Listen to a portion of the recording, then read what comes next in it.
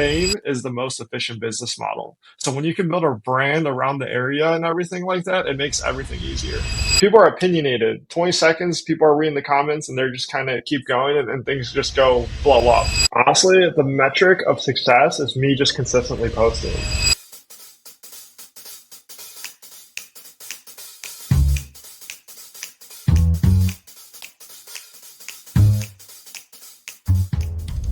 Brandon, welcome to the show. Appreciate having me. No, it's absolutely my pleasure. And you'll see me look down. I cheat. I use notes because that's just the way it works. Yeah. So, right, it doesn't take very long if you're looking at your social media feed to figure out that, you're a realtor, Chicago suburbs, but at your heart, you are a food guy. Yeah, for sure.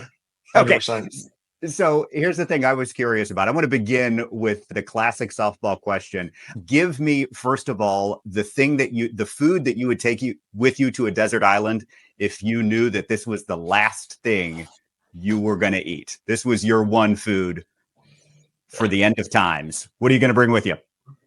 Yeah, if I was stranded desert, one meal that I can bring for the last time is probably Portillo's, which is a Chicago restaurant or like fast food restaurant chain, like super, super popular for Italian beefs, but Italian beef dipped with mozzarella cheese and a large cheese fry with a strawberry shake, 100%.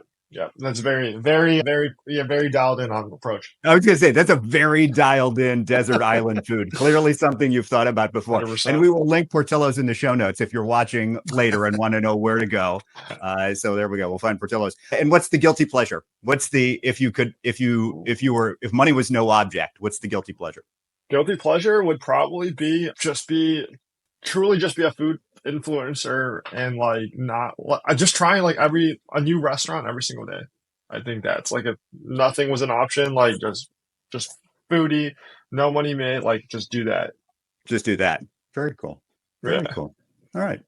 The last time I checked, according to the National Association of Realtors, the average realtor was a 55-year-old suburban woman, right? Now, I'm closer to 55 than you are, certainly, but none of us are women. You're the only one that lives in the burbs. How in the world did real estate come under your radar? Well, how did you get started in this business? Yeah, so I graduated college from Northern Illinois University in 2019, and I did not know what I wanted to do with my life, so I kind of just made a pivot right away and moved to California, actually like 3 months after graduation. So I ended up in Pasadena. I had a full-time job for a marketing company in downtown Pasadena. I quit in like 2 days because I was like, I'm 22. I can't do this right now. So I picked up a job as an event coordinator at the Rose Bowl, which was probably the coolest job of my life, as well as I worked at the local gym. I actually lived in a town called Sierra Madre, which is just east. But I have a good family friend that's a real estate broker in Beverly Hills. And I just asked him one day, I was like, what can I do? And he brought up real estate. So I just started taking my licensing, felt like I had nothing to lose, knew no one there, got my license, hung it up, went to the sales meeting, and the sales meeting, they were like, go. And I was like, okay. And I knew I was going to cold call to build my business. So just started cold calling right away. COVID hit LA really hard. Took a long vacation and restarted my business in Illinois in January 2021 and didn't look back. And didn't look back. So when you moved in 21, what was your first? Tell the folks a little bit about your production level in your first year, because you've built a big business in a short time. Yeah. Great question. So in California, huge cold caller, knew no one, got licensed at the end of 2019. And I was always scared to call the town that I lived in, which was called Sierra Madre, because I worked at the local gym. And it was a very small town, maybe like 7,000 people, honestly. And everyone's walking, they see my face. Very first cold call in that town ever. Very first cold call ever. Listing appointment. $1.1 million house. Got on an appointment. They asked me two questions. One was, how old was I? And then two was, how long I've been in the business. And I told them I was 23 and I've been in the business for 2 weeks, but I want to do it. And they hired me on the spot. And the cool thing is I still talk to them to this day, but first year with California, just being back in Illinois, did around sales and about 7 million volume. And then my org chart right now, I just brought on an awesome director of operations that starts next week, but currently just a transaction coordinator and a virtual assistant. This year so far, we've helped about 48 families close or penned on a home for around 22 million volume as a solo agent. And we'll probably do around 25 mil this year solo. This year. Yeah. What's the goal for next year? What's Uh, the ambition? yeah, MREA. MREA. Got it. Very cool. How many units will it take to hit $1 million for you? Roughly 80 to 100. Okay. We're in very different So, price points. yeah, no, for sure. I have the higher price points, but I also like I feel like I'm in a great position where, a lot of my buddies are kind of like hitting their big boy or big girl jobs, getting married. So there's a lot of life changes and things going on. But I kind of like I enjoy working it all. I enjoy building brand. But yeah, love to MREA is the goal next year, with just me and a director of ops. Yeah. What did you say? Mine kind of cut out for a second. What did you say number of Yeah. units you did? So far this year, 48 closed and pended. I should probably end up around 55 to 60. Awesome. Yeah. How much of that business, we're going to get to the model and we're going to get to the details of what you're doing on social media, specifically Instagram, in a second, but how much of that business is like organic sphere versus social media? I mean, I know it's kind of hard to separate, but when you look at it, what's the count? How does that? Yeah, that's a great question. Yeah, so I think the biggest thing for me this year was I kind of just stayed in my lane and I knew just what I was good at, and especially talking to my maps coach and what we kind of formulated as the plan was that I'm really good at crushing my sphere of influence. I'm good at social media, and I just stayed tunnel vision on those two platforms. But like you said, like it's hard to kind of gauge in a sense of what comes from my sphere and what comes from social media. But the biggest aha that I have in my business this year is that my sphere of influence, quote unquote, is down compared to like the last 3 years kind of thing. But social media is definitely up. And I think a big thing for that is that I think it's the leverage piece. That I run around still doing that 80% instead of 20%. But this year, just tracking just from that Instagram page alone, I've closed 3 since the beginning of the year, and I have 5 under contract. But probably like 50 to 60 leads from that. But the goal now, once I have the leverage on there, is to try to convert it at a 0.1% clip. So do about 40 to 50 units just from that Instagram alone next year is the goal. Yeah, got it. From that page specifically. From that, okay. And so let's dig into that a little bit, because I know you've got both a personal page, you've got the Chicago page that you started. Yep. For those folks who might not know where to find you, first of all, tell us what the page is, and then start from the beginning. When did you launch that Chicago suburbs page? Yeah, for sure. So my personal page is Brandon _ Blankenship, but my big community page is Living Chicago Suburbs. So I created that page in January of last year, but it didn't take off until end of last year, beginning of this year kind of thing. I had a vision because I saw like a lot of food pages online in the city of Chicago and just like attraction pages, but there was nothing for the suburbs. And, I love where I live, and the suburbs is an incredible place to live, but no one was doing it. Good buddies with Ken Pozek, and he has an incredible platform called the Orlando Reel. And I kind of just started seeing other people, and I was like, okay, I'm going to do this here. The worst case scenario is that I'm a foodie and I can go get free meals and meet business owners. But the best case scenario, it would help my business, right? So I was just static posting, copy and pasting images around all the local restaurants, businesses, and everything like that. And Instagram gives you an opportunity to schedule content. So it was really brainless for me to kind of copy and paste picture one day a week, schedule 7 pieces of content out, and it will post every day. But it was just static images. So basically screenshot an image, post it on the feed.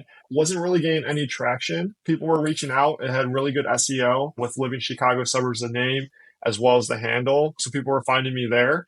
And then kind of just had a big aha. Had a friend talk to me and just say, I should just do reels only, Instagram reels only for 60 days about the area.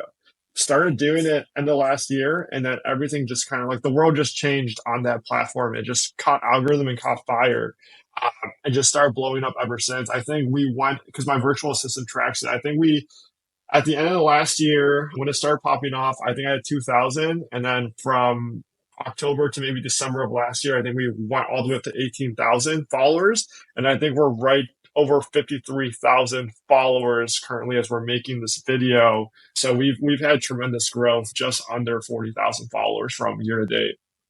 Okay. Which is crazy. It's only been, even from start, it's only 20 months, beginning of last year. Yeah. Right. Like 20 months, 53,000 followers. And interesting that you're saying so many of them came this year. right? So Yeah. we always talk hockey stick, Hockey stick. like you Yeah. just gotta go, go, go. But so many people will quit in month Hmm. 3, 4, 5, 6. Hmm. And it turns Hmm. out it all came after that.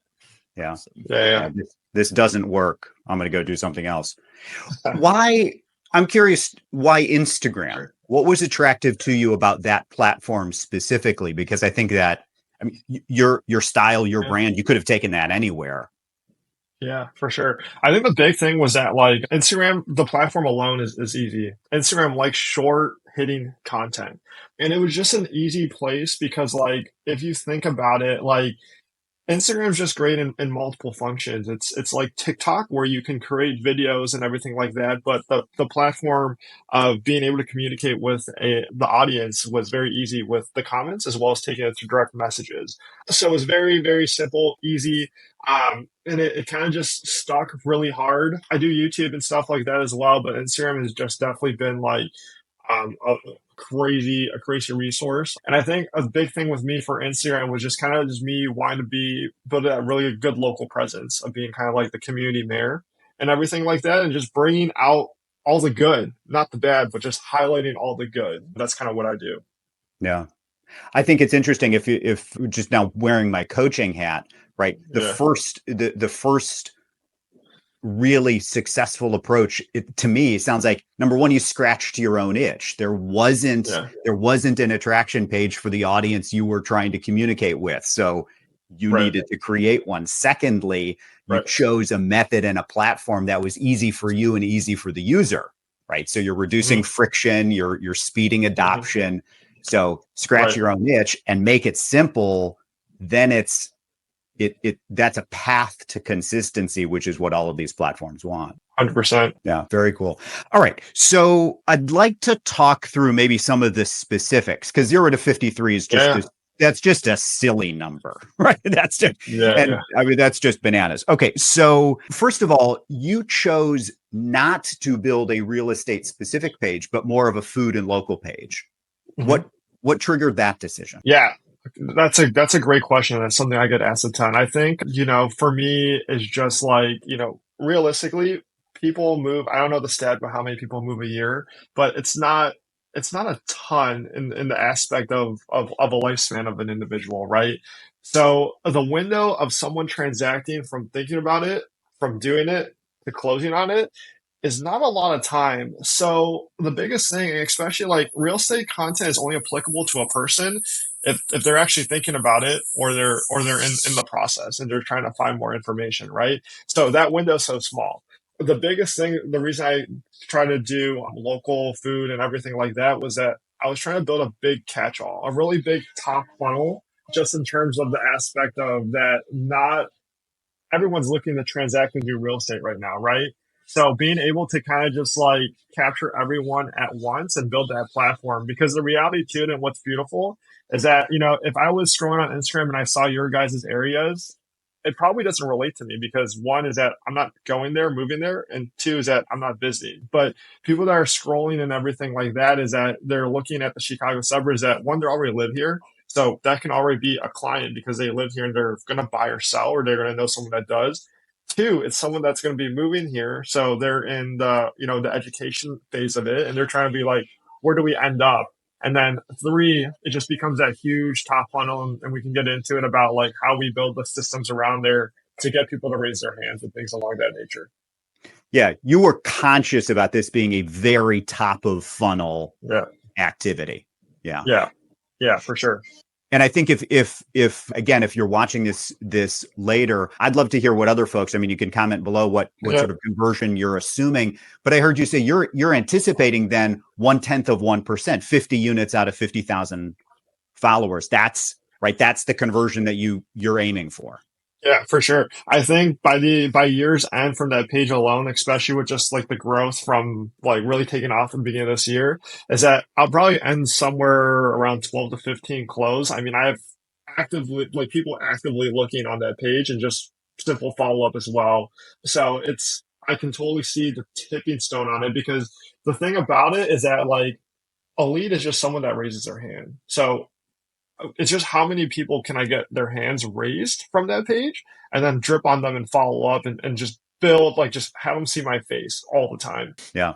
Now you just answered or began to answer the next question I had, which is, are you assuming that there's straight conversion from Instagram, or talk us through like how they go from a lead who raised their hand on Instagram into your follow-up? What does your follow-up? Yeah, there's multiple ways to it. I utilize a third party called ManyChat, where basically if someone comment the word Wheaton or one of the towns that I work, and for all the listeners right now, is that like for me is that in a perfect world is that like I would only like to travel 15 to 20 minutes from where I live and work those areas. So what I do specifically is that Chicago suburbs is so broad, but I really hammer down like 8 to 10 towns that I really want to work and I stay there, right? So I'm attracting people that has like relationship to them and everything like that.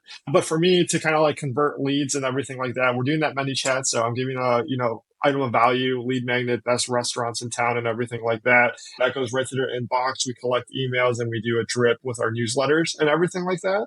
We action pack it between real estate and, community events, things to do, sales and everything like that. Because I learned that people want to work with people that are transacting and doing business. And then number two is that we do a lot of mofers on the Instagram story of what mofers make offer for immediate responses. And what we do basically is that I'm able to utilize something called the private listing market that we have. So consumer can see homes that are listed, homes that a consumer can see on Zillow, Realtor, Redfin, all those real estate platforms, but only a real estate agent and their client can. So I'm able to draw boxes from the MLS and just say like, hey, there's 100 homes in this box from Elmhurst to Naperville for sale that you're not seeing on Zillow, Redfin, or Realtor.com. And I just put a simple poll and just say like, do you want the list is the question. And then yes, comment absolutely. No, not yet.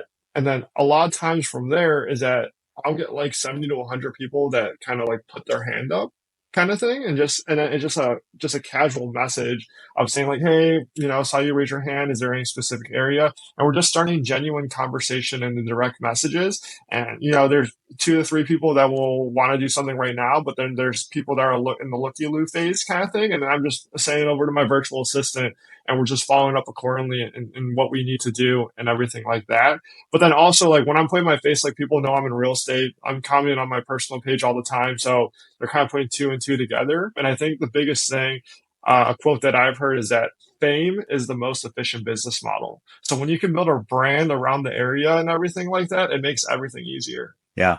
Do you have enough data yet to have a sense of the time between first interaction and generating, say, a real estate lead and then lead to closing? Yeah.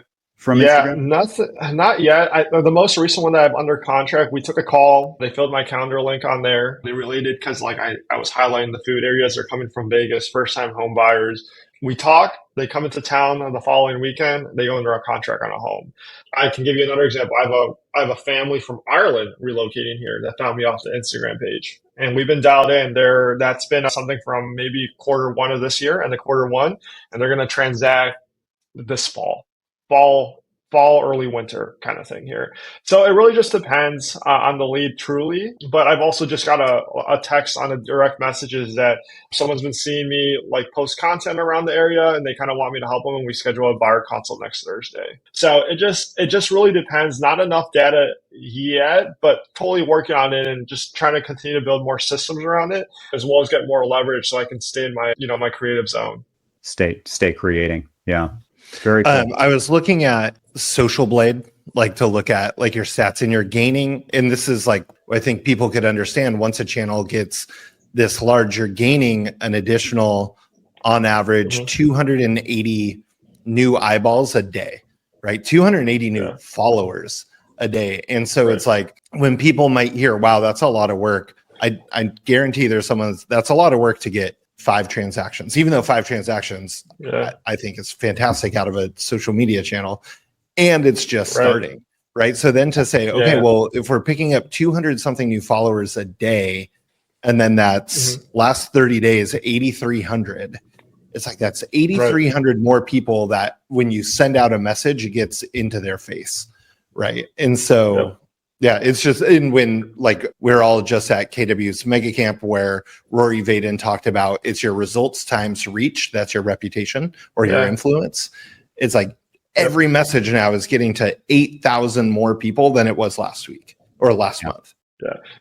Yeah. And the cool thing with you saying that with the influence and everything like that is that once you have a following, like for me, it's like I know when people with pages of Instagram pages of like 20,000 plus followers follow me because their follow or their like goes right to the top. So I'm able to collaborate with them right away and follow them. It's the same for me doing that. I shoot a follow or shoot a direct message. It goes way better. Like systems I have in my head is that like how am I able to message people, everyone that follows me in a very efficient way after they follow me and just say like, hey, thanks for following, blah, blah. Like if you have recommendations for the page or things you want to see, let me know. By the way, I'm one of the top producing real estate agents in the area. If you have questions on buying, selling, investing, or you know someone that maybe like I'd love to help you and yours, whether it be next week or next year, and just done kind of thing, and just keep going in, tag my personal Instagram, and just keep building. So it's for me, it looks just more like a snowball effect. Yeah. Yeah, I love Jason. Thank you for bringing that Roy Vaden back, because if we measure success as results times reach, right? So how often do people get fixated on the results side of the equation? Brandon, what I think you're doing really successfully is focusing on the reach side, right? And that's yeah. And I think go ahead. Well, yeah, it's just a longer game. I mean, it's a long game, but ultimately more successful. Yeah. Yeah, no, I think, and like the thing is like, you know, we talked about, Jason said on the Social Blade, like the number of eyeballs a day or 280 eyeballs or something like that, and equates to like 8,000 a month or something. The thing is like, those are people that live in the area, are curious about the area, or are from the area before. So it's the people that I truly want. You know what I mean?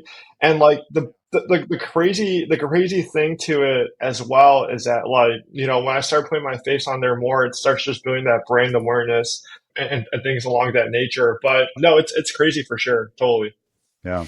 It's kind of similar to an open house visitor where they might say, I'm just a nosy neighbor, or I'm just looking, or I was just walking by and I saw the sign. Yeah, but there was still some reason you came in.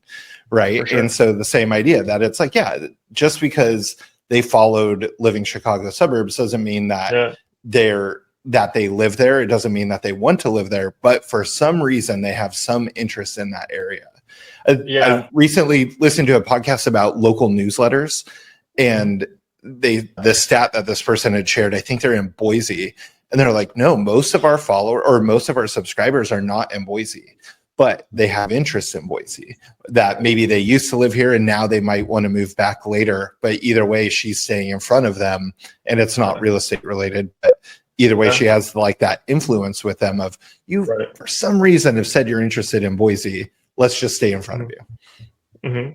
Yeah, no, it's awesome. And like with that being said too, is like the platform's crazy and social media in general is because like, you know, a lot of these, like even like just going on like the approach of like just eyeballs that we were talking about and reach, is that like a lot of these local businesses will reach out to me to like collaborate and to get their brand out there, because I get like over 1 million impressions a month just from that page organically. And it's the ideal audience that not just I want, but a local business would want as well to get highlighted. Yeah. Yeah. That audience, that reach that you've built is a valuable commodity to anybody who would want to communicate with that audience, that in itself, 100%. Not just for you, but for anybody. Yeah. Totally. Okay. So I'm going to hear how you would handle the objections that I hear quite often as a coach, right? About starting, starting this kind of an enterprise. One of the first ones that I always hear is, I'm not comfortable on camera, right? The classic, we don't like the way we look or sound or whatever. You made a very specific decision to switch from static posts to reels. Yep. What did you learn about being on camera that might help the folks that are watching this conversation? Yeah, so for camera, realistically, like this page was like pretty faceless in the beginning, honestly, which makes it very, very easy. And whenever I talk to people in regards to creating a page like this, is that you just got to really dumb it down. Like I do everything within the app. I use a lot of leverage with ChatGPT, and there's so much information out there and everything like that, is that, a lot of the content that really worked for me very early on was you're able to share list like best restaurants in XYZ town. If there's 8 areas that you work, then you have 8 pieces of content for best restaurants in each one of those 8 towns kind of thing. So it makes it very easy. And that could be 2 months worth of content if you're posting that specific type of reel every single Monday, right? You just got 2 months of Mondays worth of posting if you have 8 towns that you work, right? So a lot of that. And then I started throwing my face in and got comfortable with it was that it was just really quick, short action, just like to the point and asking for opinion.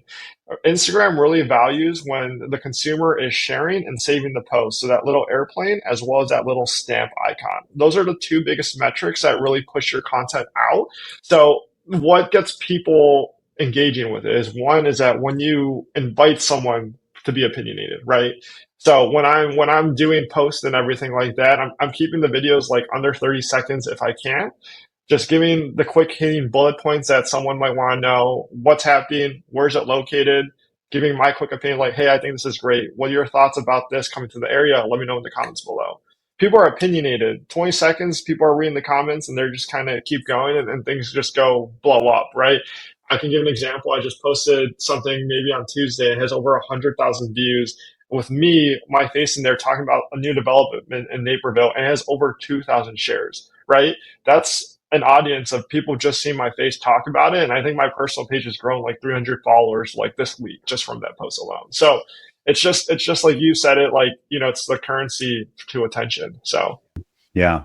Okay. So one strategy to get comfortable on camera is not to be on camera. yeah, build the following first and then put your face on there. But yeah, this whole page was faceless for so long. All right. So second question, how do you approach variety? Right. That's the other, like the next thing I hear is number one, I'm not comfortable on camera. Number two, I don't want to do the same thing all the time. Talk to us about the balance between variety and novelty and the way you manage your posts.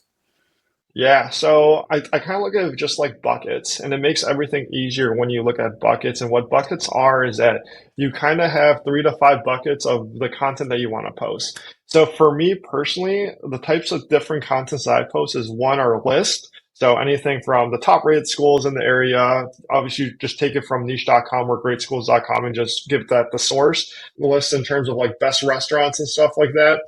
Two is that I do like collaboration posts with restaurants. Three is coming soon, like what's coming to the area, breaking the news and everything like that.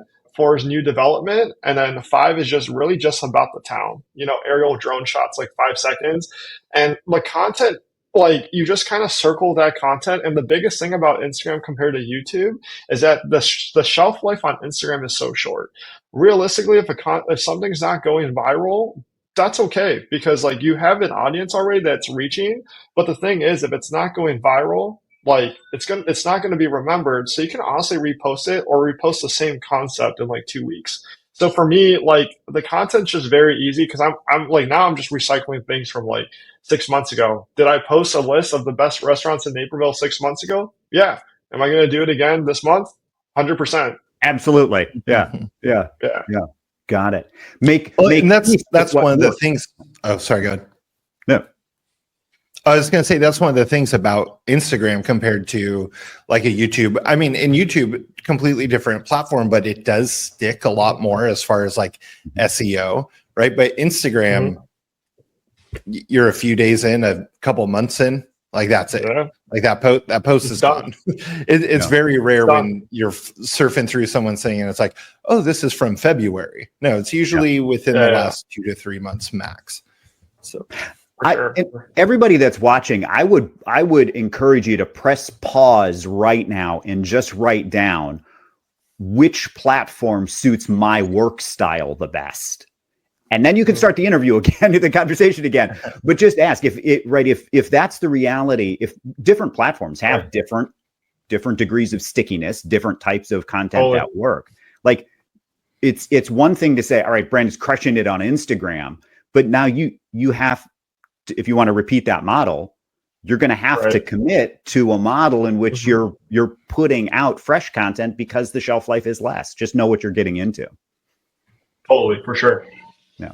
That's a terrible question. That's just a statement I made, but I think it's a statement. Yeah. Right. No, it was great. It was a great statement for sure. All right. Okay. So how do you measure success on Instagram? Is it leads? Is it comments? What are you looking for when you say that was a good thing today? Honestly, the metric of success is me just consistently posting. I know when I'm consistently posting, it's accomplishing a few things. Is that one, I'm getting views, so I'm getting the eyeballs on me. Two is I'm getting follows, and then three, I'm getting comments. So like nothing happens if I don't post on Instagram, right? So for me, it's just like the only metric of success that I track is that, hey, how consistent can I get into posting, right? Like I post every day. I'm sorry. Yeah, I post every day on it, and it's really not hard because I'm just posting a lot of stuff that's been posted before and everything like that. So eventually, like it is going to be leads. Like how many leads can I get a week, right? Like I personally should be posting more mofers on my story at least once a week. You don't want to post too much because like I'm not a quote unquote real estate page per se. So you don't want to flood and everything like that. But for me too, and even on like the business side of it, is that like I can go on listing appointments and stuff like that and truly just show them right in person, like, hey, here are my analytics. This is the reach that you want right here. Like, do you want 1 million eyeballs on your property? And then I'm also able to collaborate on content on my personal page, that big page of like my listing property videos. So for my sellers, they love it because they know they're getting the exposure and the reach. Yeah. Yeah. I think that's such a great way to think about a measure of success because again, for the teams and businesses that I coach, right, the measure of success is always quite often it's the end product, it's the outcome, it's the closed deal, it's the commission. If you say success is showing up and doing the work and making peace with doing the work, that's absolutely brilliant. Really, really smart. For sure. Okay. So talk us through a little bit of the detail of it, about the technology. What do you use? How do you film? What you make it look consistent and easy? I'm sure there's some back end stuff that is harder and more complicated.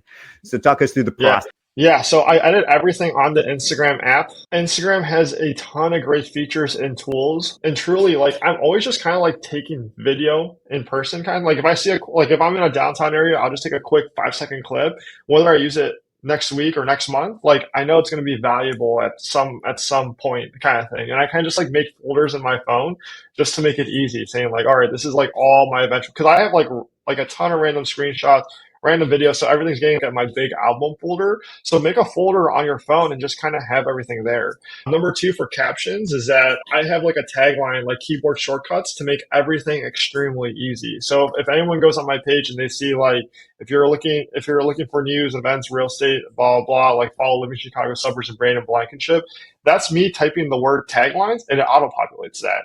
And I have 3 consistent hashtags. I just type in the word hashtags. And then for a specific area, if I'm doing Naperville, I'll just type in 2 Naperville hashtags. So workflow process is very easy with just utilizing everything on your phone. And then shooting and recording content myself, honestly, it's just everything on the phone. To get more into detail and everything like that, or more of like at the pro levels, like utilize ManyChat, but I wouldn't utilize it until you build the following. So build the following first is the most important part, as well as like if you can partner with your real estate video photographer / videographer to get you drone clips. A lot of consumers like that from seeing the aerial view of the area. So a lot of that stuff works really well too, for sure. So really like on a cost efficient standpoint, it's just like everything on your phone, go take your B-roll yourself. But then if you have a little money to pour into, just have someone go take the video content for you, whether it's someone that's your real estate photographer or videographer, or even just like a local college or high school kid that's looking to build their portfolio. Yeah. Yeah. So I should return the drone I just bought. Is that what you're saying? Is that that's the advice you're giving me? Yeah. You don't want to crash it and lose $1,000. Exactly. Final question, just on the technical side. You mentioned analytics. How much time do you spend analyzing? What does the analytical process look like for you? And what's like, how much does analytics play into what you do next? Yeah. So I look at the analytics in terms of like my posts and what really hits and what the audience likes. So like I've noticed right now is that my audience really likes me talking. Like they like me giving my opinion kind of thing. So I give my opinion and I invite them to talk. So I know that content's really hitting hard, so I'm trying to capitalize on it. So I'm not posting all the time, but I'm posting it probably like 3 to 4 times a week right now, right? So analytics is huge in just terms of knowing what to post because when something hits, you just double down on it. Okay. Yeah, I wish more people paid attention to that. I think we'd have greater, like, rather than think that we have to be constantly creative with a Right. novel idea or an original idea, figure out what's working and then do more of that For until sure. it's not working again. 100%. Okay. You're giving somebody advice on where to start. What's the first step? First step is I would obviously build your page first, and then I would just go ghost for 60 days and don't share this page with anyone. Just do it, make the page or do your personal account, and then follow all the local restaurants and businesses around the area. But I wouldn't follow them all at once kind of thing. Just follow like 20 a day. 20 a day and just like the local coffee shops, not the Starbucks, but the coffee shops that's specific to your town that's nowhere else. Follow those accounts and then also look at their following. Who's following them? Because the reality too is those people that are following them are local to the area and that's your audience, right? So don't start doing that until you start building out content because if someone like sees that and they're following, they're going to see that it's like local to the area and they're going to be curious, right? The average person's attention span is about 8 seconds, right? So they're going to go on your page. If the content isn't something that is relatable to them, they're not going to follow you.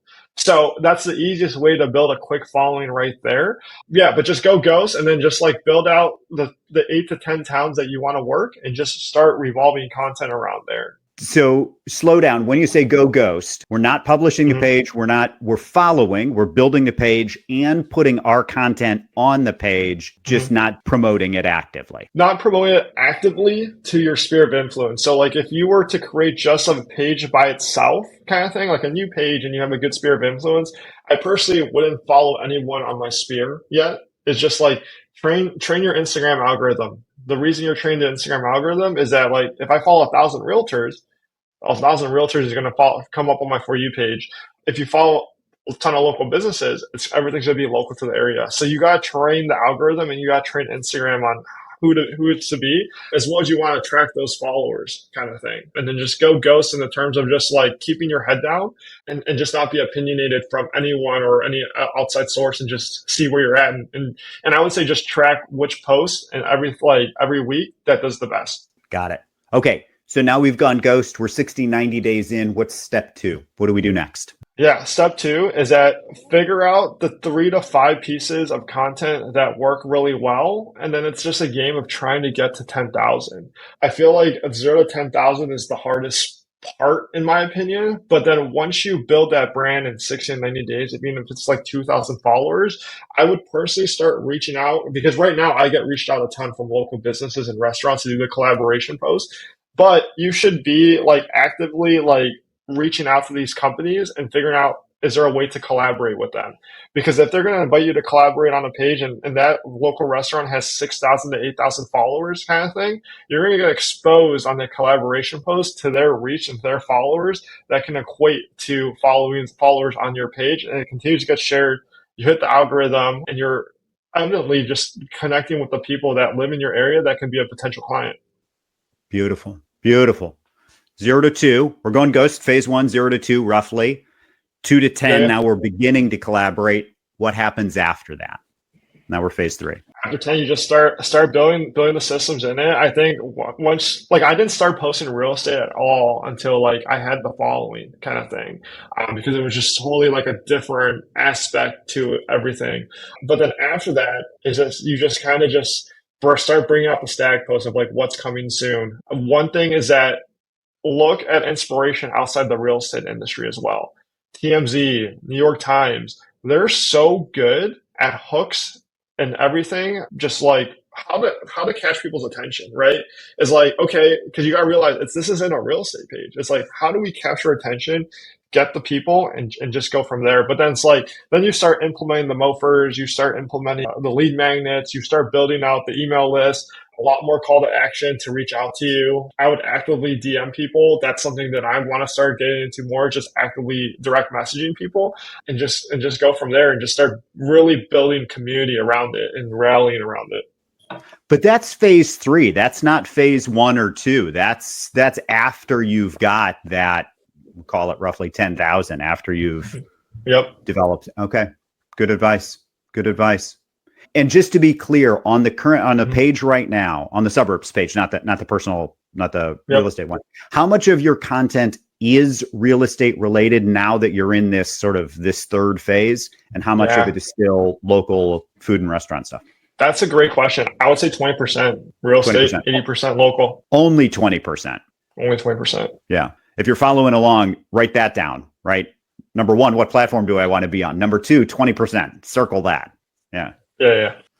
How much time do you think you're putting into this every week? Like, because you said you're just doing everything in app, essentially. Like, you're not, people want to instantly go to, I leverage this out, go find an editor, go find all these things. But how much time do you think this is actually taking you? I would say now probably like 15 to 20 minutes. All my notifications are off on living Chicago suburbs because it blows up all day kind of thing. So like for me, it would just be a huge distraction kind of thing. But really like 15 to 20 minutes, like once once you're in the consistent flow and you're getting past that 90 days and you're building that following, you kind of know what you're going to post, daily. And I get inspiration a ton, right? Like I know every single Thursday that I'm posting one piece of content of what's happening in the week, like what's happening this weekend, events in the area, right? So I know that's one post. And then I have a list post every Monday. I know I'm just going to be rotating my towns, whether it's best margaritas, best restaurants, best places, whatever kind of thing. I'm doing drone videos. Yeah, and honestly, I'm just, I think at the top, there's a lot of collaboration, not competition. So I'm really just looking at the people that do it better than me and seeing what they do and just imitating and just collaborating with them and everything like that. Having built the audience, having planted the trees, you can now harvest the fruit. But the planting was the hard part. Yeah. For sure. Very cool. Jason, any other questions for you? What did we not running ask out, man? Exactly. Like you kind of nailed everything. I was going to say this. You absolutely crushed it, just like the page itself. What did we not ask that you get asked? Yeah, great question. What do I get asked a ton. I think the biggest question I get asked is like just questions on how to create content. And the biggest thing that I tell them is that with Instagram is that for me is that the less polished in the beginning is sometimes the better. A lot in the beginning it's just reps. It's definitely quantity over quality, and it's just an evolution of the aesthetic just getting better kind of thing, right? I feel like Instagram loves, in my opinion, just like when you're really utilizing inside the platform. Like I get people asking me like saying like, oh, how do I get these lists? Blah blah. It's like just make it very easy. Just Google it. And then people ask about like, like what if someone says something? It's just like, hey, if a restaurant's gonna be upset about you posting them and you giving them publicity, I mean they're doing it wrong in my opinion. So it's like just like post, make it very, very easy and just dumb it down. Don't overthink it. Just do it. Do the work. Yep. Yeah. Do the work. Do the work. Nike. Exactly. That should be a t-shirt. Do the work. Weird. We'll talk. Inside joke for everybody who's watching this who wasn't at Keller Williams Mega Camp. That was the t-shirt that Gary was wearing That's the shirt this year. Do the work. Do the work. Awesome. For those folks who are not yet following you, how do we get more of you in our lives? Where do we find you on the socials? Yeah, you can just find me on Facebook. I'll add you, Brandon Blankenship. My personal Instagram is Brandon__Blankenship. And then the big IG page is Living Chicago Suburbs. Beautiful. Any other last words before we let you go? No, thanks for having me on the show, you guys. It was awesome. Thank you for joining us. This was a fantastic conversation. I took a ton of notes. If you want the model, just comment below. Just say model, please. And we'll send you the model from this conversation. We'll also get you connected with all the models from our other great interviews in the past. Jason, what did we forget? We forgot nothing. So I got to go start a new Instagram, apparently. We're all going to be working on our ghost phase, Instagram ghost phase. I love it. I mean, actually, a quick point about the ghost thing that just clicked is that it's like, people are kind of worried about the like, oh, but it has to be perfect first. That almost gives you permission. Don't be perfect. Just go get content out. Like, don't worry about it. It's ugly, it's stupid, whatever, fine. Put it out there. You're just trying to build that library so that when you start doing all the follows, people don't go look and be like, oh, it's another realtor with one follower. Cool. Yeah. Right. Yeah. The medicine cabinet is empty. I'll forget it. Yeah. Such good advice. Brandon, Jason, thank you again for joining us. That's the weather report. Of course. We'll see you soon, everybody. Bye-bye.